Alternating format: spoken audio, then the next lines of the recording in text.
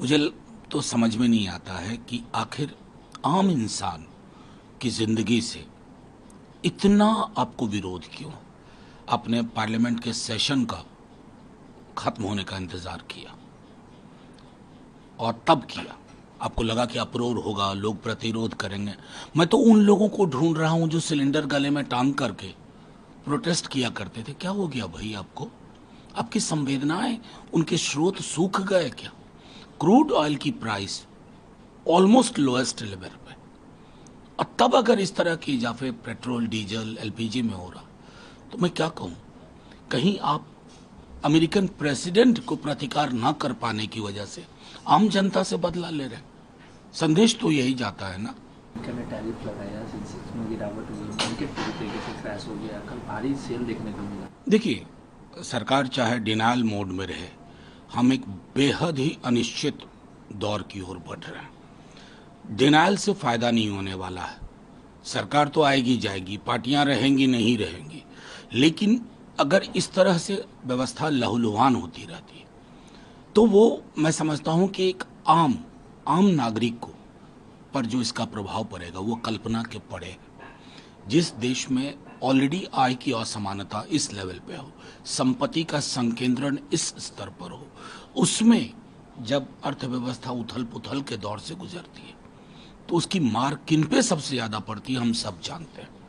मुझे बेहद दुख के साथ कहना पड़ रहा है, ब्रिक्स वाले मामले में भी टैरिफ की बात तो छोड़िए, उस पर भी कोई प्रतिकार उस रूप में नहीं आया।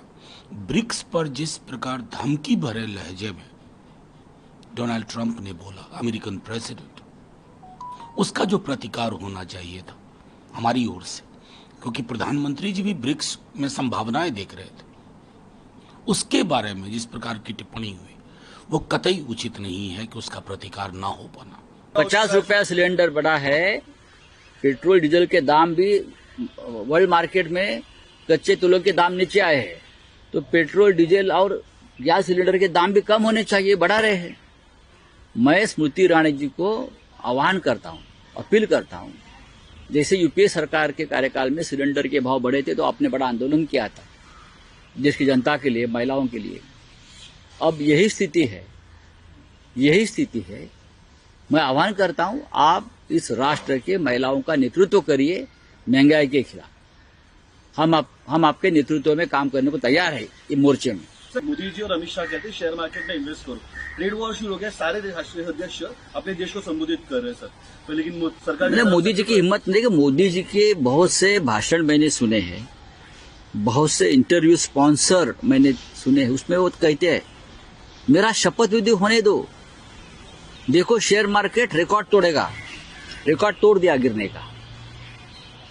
मोदी जी के होते हुए 6 महीने में पूरे विश्व में कल 20 लाख करोड़ का नुकसान हुआ है सामान्य इन्वेस्टर का।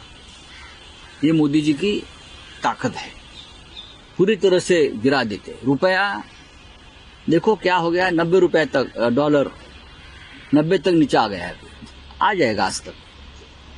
बात ऐसे है, सभी राष्ट्र प्रमुख, चाहे सिंगापुर हो चाहे श्रीलंका हो, छोटे छोटे राष्ट्र हो बड़े राष्ट्र हो, अपने देश को संबोधित कर रहे हैं जो संकट आर्थिक आया है। इतना ही नहीं तो ट्रंप को भी सुना रहे हैं, ट्रंप के लड़ने की बात कर रहे हैं। और हमारे प्रधानमंत्री कहाँ गायब हो गए? कहाँ है वो? कौन से मंदिर में जाकर बैठे हैं, कौन से गुफा में जाकर बैठे हैं, मुझे बताइए। देश की जनता, उनके मन में एक तूफान आया है कि हमारे क्या होगा, जो मंदी आ रही है उससे हम कैसे सामना करेंगे।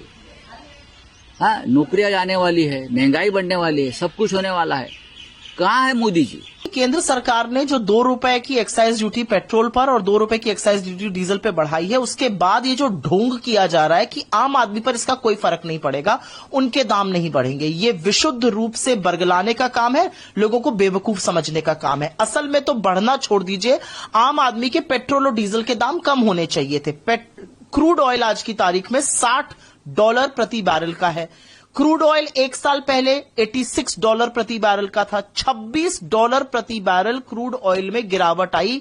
लेकिन क्या लोगों का पेट्रोल और डीजल का दाम सस्ता हुआ? नहीं हुआ। तो सरकार लोगों को बेवकूफ समझना छोड़ दे। सरकार मुनाफाखोरी करती है। नियम यह है कि जब दाम विश्व रूप में बढ़ेगा तो हमारे भी दाम बढ़ेंगे, लेकिन जब दाम घटता है तो बजाय लोगों को उसका बेनिफिट, उसका फायदा पहुंचाने के, सरकार खुद मुनाफाखोरी क्यों करती है? इस बात का जवाब सरकार दे। और देख लीजिए उसके बाद सरकार ने क्या किया। जैसे जले पर नमक रगड़ना, सरकार ने उसके बाद घाव पे मरहम लगाने के बजाय घाव पे नमक रगड़ने का काम किया।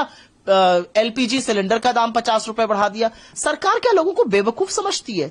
ये दाम कम से कम 20 रुपए कम होने चाहिए थे पेट्रोल डीजल के, वो कम नहीं हुए और आपको ये कहा जा रहा है, सांत्वना दी जा रही कि आपके दाम बढ़े नहीं। ये कौन सी बात है भाई?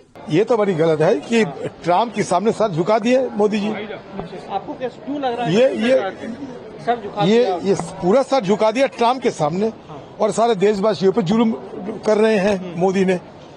क्योंकि सारे दुनिया में जब तेल की कीमत घटते जा रहे हैं तो यहाँ क्यों हमारे 50 रुपये ज्यादा तुम कर दिए हैं, वो भी उजाला नान उजाला सब चीज में।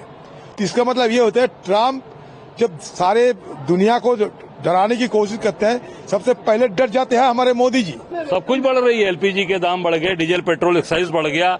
अभी आप देखो सोने के दाम गिर रहे हैं, चांदी के दाम गिर रहे हैं। क्यों? क्योंकि जो अमेरिका ने जो टैरिफ ठोका है उससे पूरे हिंदुस्तान की स्थिति दिन प्रतिदिन खराब होती जा रही है। इस महंगाई में, परेशानी में ये देश की महान जनता पर एक बोझ है, और तमाम बहनों पर, बेटियों पर जो खाना बनाती हैं उनके लिए और परेशानी बढ़ाने वाला है और बहुत बड़ा परेशानी पैदा होगी। मैं मांग करता हूं कि इस बड़े दाम को, बढ़ती हुई महंगाई को देखते हुए तत्काल केंद्र सरकार वापस ले।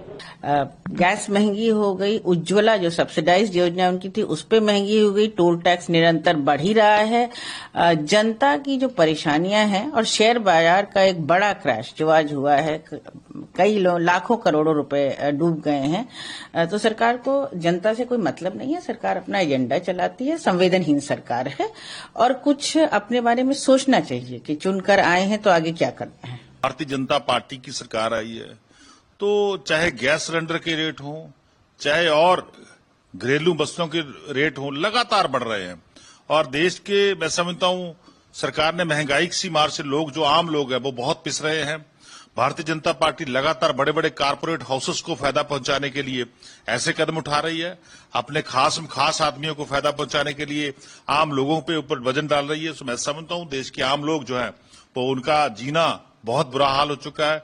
घर की रसोई का खर्चा एक घर की गृहिणी कैसे चलाएगी? एक औरत से पूछिए कि उसकी कैसी दशा हो रही है कि 50 रुपए आपने सिलेंडर महंगा कर दिया। तो इसका मतलब कि आप लोगों से उनका खाना भी छीन रहे हो। उनका लोग कैसे खाना खाएंगे, खाना कैसे पकाएंगे, वो भी भारतीय जनता पार्टी लोगों